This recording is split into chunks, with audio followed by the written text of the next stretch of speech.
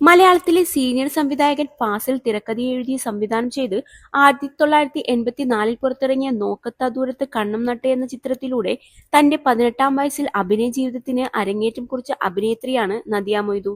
പിന്നീട് തമിഴിലും തെലുങ്കിലും താരം സജീവമായെങ്കിലും മലയാളത്തിൽ 80കളിലും 90കളിലും നദിയ അഭിനയിച്ച ചിത്രങ്ങൾ പലതും മലയാളികളുടെ ഫേവറേറ്റ് ലിസ്റ്റിൽ ഇടം പിടിച്ചവയാണ്. മലയാളത്തിലെ സൂപ്പർ താരങ്ങളായ മോഹൻലാലിനും മമ്മൂട്ടിക്കുമൊപ്പം താരം വേഷമിട്ടിട്ടുണ്ടെങ്കിലും റഹ്മാന്റെ നായികയായി നദിയ എത്തിയ ചിത്രങ്ങളെല്ലാം പ്രേക്ഷകർക്കിടയിൽ തരംഗമാകുകയും ഹിറ്റ് ജോഡിയായി ഇരുവരും മാറുകയും ചെയ്തിരുന്നു.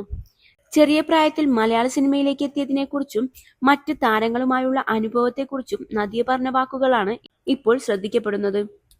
മമ്മൂക്കയുടെയും ലാലേട്ടന്റെയും ഒപ്പം അഭിനയിക്കുമ്പോൾ ഞാൻ വളരെ ചെറുപ്പമായിരുന്നു.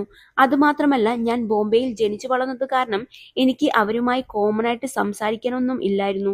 അന്ന് തന്നെ മലയാളം വളരെ കഷ്ടപ്പെട്ടിട്ടായിരുന്നു സംസാരിച്ചു കൊണ്ടിരുന്നത്. ഇപ്പോഴും കുറച്ചെല്ലാം കഷ്ടപ്പെടുന്നുണ്ട്. എന്നാലും വലിയ കുഴപ്പമില്ല. അന്ന് എന്റെ ഫാദർ കൂടെ തന്നെ ഉണ്ടായിരുന്നു. അതുകൊണ്ട് തന്നെ ഫാദറായിരുന്നു അവരുമായിട്ട് കൂടുതൽ സംസാരിച്ചിരുന്നത്. ഞാൻ സംസാരിക്കുന്നത് വളരെ കുറവായിരുന്നു. അതേസമയം റഹ്മാൻ കേരളക്കാരനായിരുന്നെങ്കിലും അദ്ദേഹം ജനിച്ചു വളർന്നതെല്ലാം പുറത്തായിരുന്നു.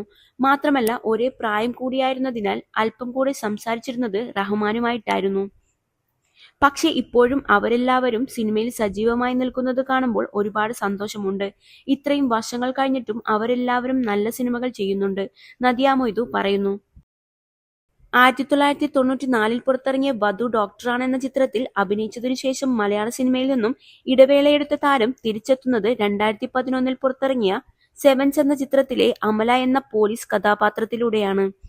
അടുത്തിടെ പുറത്തിറങ്ങി തിയേറ്ററുകളിൽ വലിയ ഹിറ്റായി മാറിയ മമ്മൂട്ടി നായകനായ ഭീഷ്മപർവം എന്ന ചിത്രത്തിലും താരം പ്രധാന വേഷം ചെയ്തിരുന്നു.